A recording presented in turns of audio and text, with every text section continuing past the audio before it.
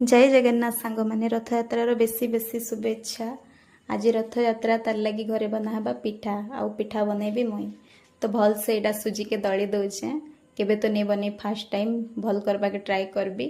फिर भल से पूरा एटा मिक्स कर देली सुजी के मिक्स कर सारा पर ताके अलग अलग नुआ नुआ स्टाइल रे शेप देमा देखि पार्थिबे एटा मुई पूरा गोल गोल बनैली आउ तार भितरे पूरा भरिकिना ताके ठीक से शेप देवा के चेष्टा करबी कांजे कि मोर द्वारा गोल ही नहीं पारे। फिर देखी पार्थिबे एटा सब गोल करके गोटे प्लेट रे एटा रखली। एटा तो गोल नहीं बने एटा गोटे नुआ स्टाइल रो करिचे मुई। फिर ताके फ्राई हबार लगी छाड़ली। फ्राई हबार लगी छाड़ी के वेट कली केते पिठा हबा कांजे कि जल्दी हो कानी थी। फिर देखी पार्थिबे एटा भल से ही गला सब पिठा पिठा ही सारा पर मोर लगी एक्स्ट्रा प्लेट रे काढ़ली खाइबी एबे बसिकिना देखी पार्थिबे एटा 4-5टा आनिकिना एबे मैं खाइली। टेस्ट तो बहुत बढ़िया होता। फास्ट टाइम बनैली बहुत खुशी लगला। आपण मान के भल लागिले।